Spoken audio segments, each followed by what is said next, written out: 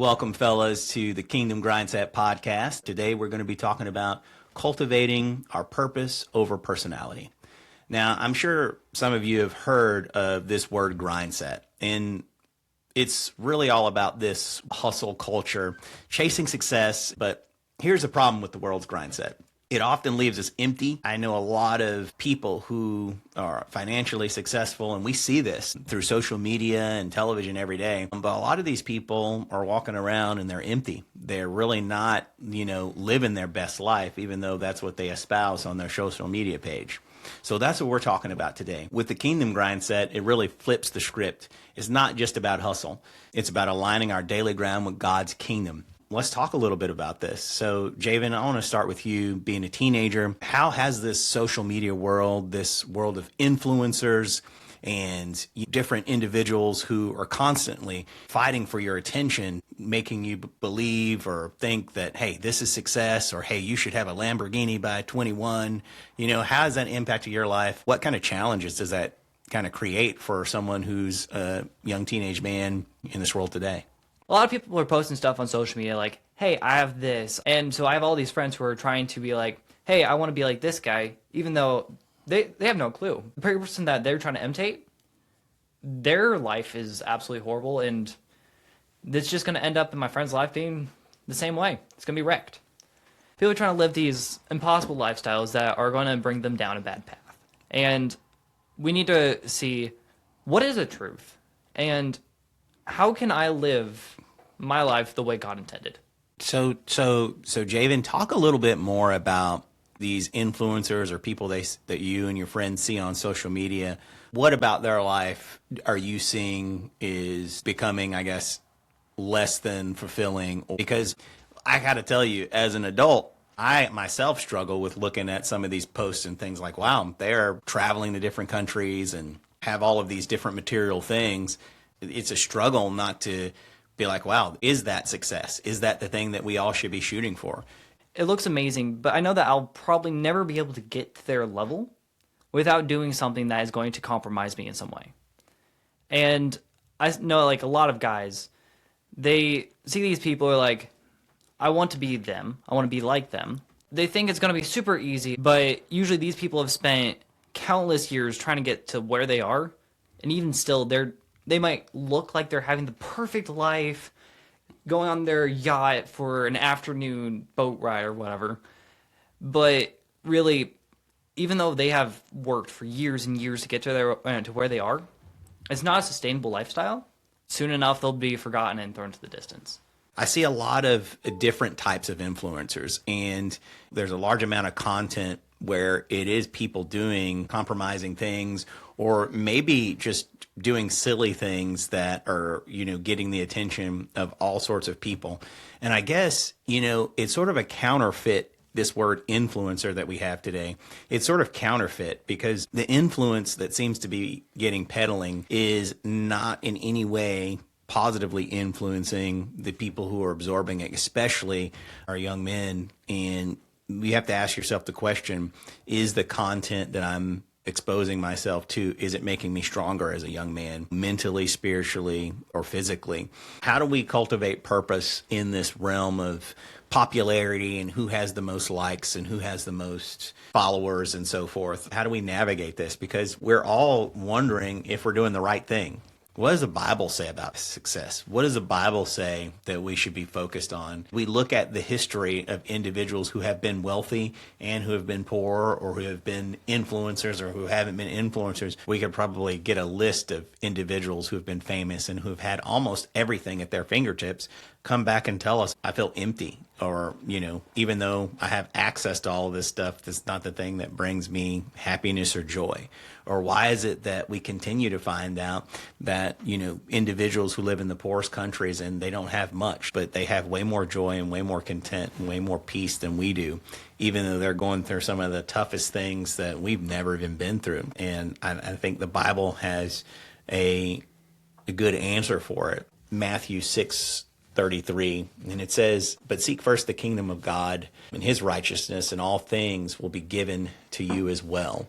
And, that's really sort of the foundation for what we want to do. One of the things that I've seen on and on is young men who seem to be striving for something and in sort of this hustle kind of mindset, but ultimately looking for purpose, feeling like that they don't add up, they don't have value, or that they need to place their value in their amount of money they make or the amount of stuff or things that they have, the kind of car that they have. So this sort of mindset of putting their value in things that are of this world and seeing them struggle with anxiety and stress and pressure that is really brought about by sort of a false sense of what measures up to be success.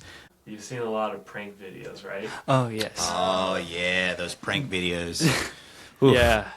Yeah. Sometimes they're good. Sometimes they can end up pretty bad. Yeah, I mean, so, I'll just say this. Pranks, they can be done in a way where everybody gets a laugh at it and it's fun, it's lighthearted, whatever, but there's a lot of these pranks that go on that really, really negatively impact people. And here's the deal when you're doing these pranks, you don't know who you're pranking. If you're going out in public, if it's not a family member or a friend that you know, but you're pranking business owners, or you're going into like a Walmart or a Target, or, just somebody, out in public. You don't know what they have going on in their mind. So I heard this story about a social media influencer who was big into pranking just random people. One of the people that they pranked actually goes back to, just thinking, what does the word of God have to say about engaging in behaviors like that? And this is not to say that you can't have fun and prank and goof off, but there are some of the pranksters out there messing with people who you don't know. And some of the pranks that you're engaging in with them, might be harmful to them. So it could have some really bad consequences. Whenever you go out to prank somebody, you have to always think about who are you going to prank? Because you can't just pick up some random guy and be like, hey, you know what? I'm just going to prank that guy for no reason at all. Like, prank somebody who's like a friend of yours. You want to know who you're going to prank. You want to make sure, okay, is there a way that this could go wrong?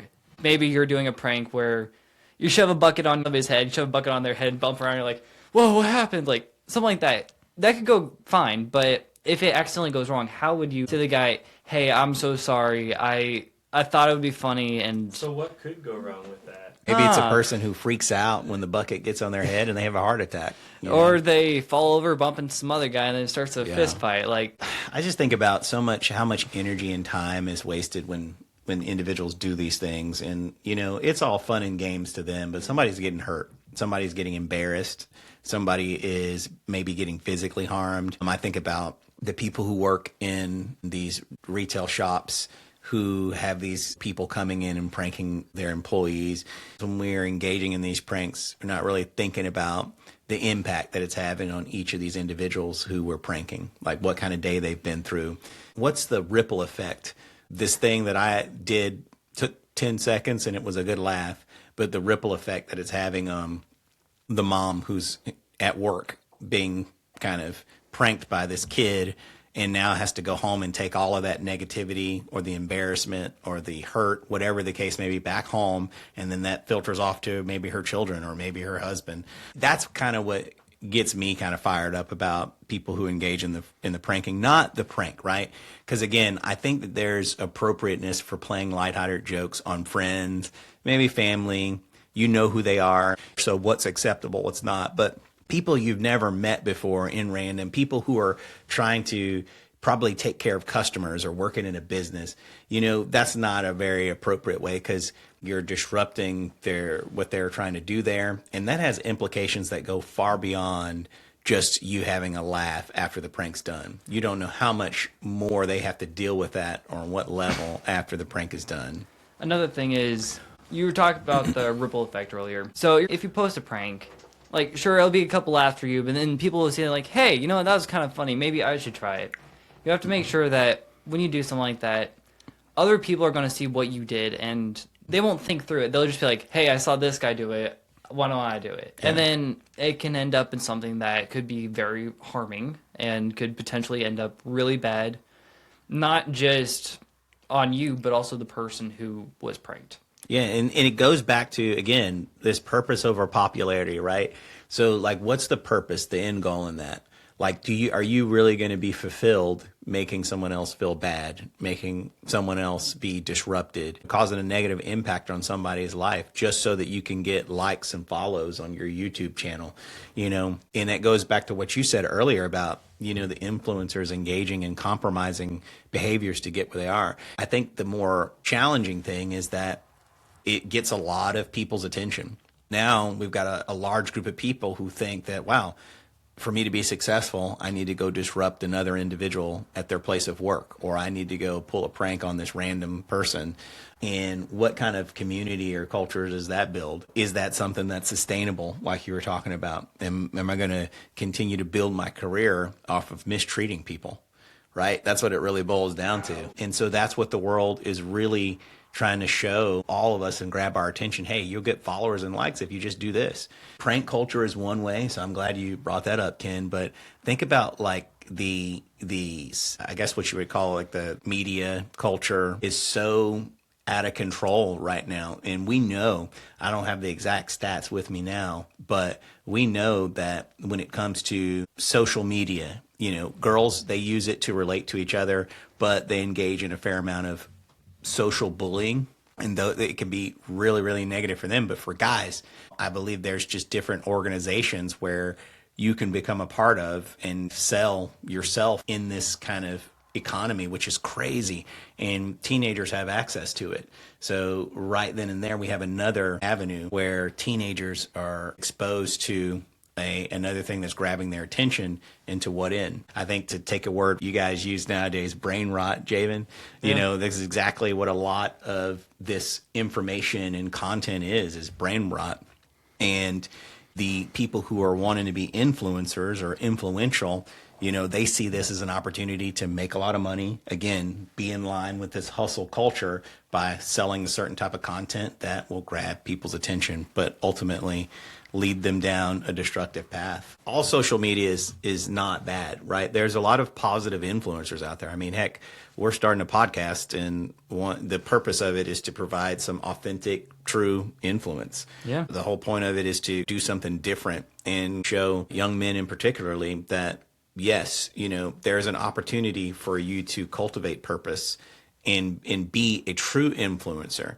But ultimately, that starts with the right foundation. What we know and what we believe that to be is a foundation in Jesus Christ, built on the kingdom and investing in the kingdom. That's one thing that I want to kind of make clear, is that not all influencers are putting out the brain rot or trying to sell you something that's going to lead you down a destructive path. But what I would say is, in your own influence journey, and as you're listening to this and you're thinking that you're searching for a purpose and you're searching for how you're going to make your mark, let it begin with a foundation in relationship with Jesus Christ. That's what the Kingdom Grindset is all about. It's about taking these very good areas such as fitness and being able to lead others. And maybe you're even selling some kind of product, or you come up with some type of creative product that you think will be helpful for others. None of those things have to be negative. What we're saying is it should begin with a foundation built on the kingdom. So here's my challenge for you today. Ask yourself, what grind are you living for?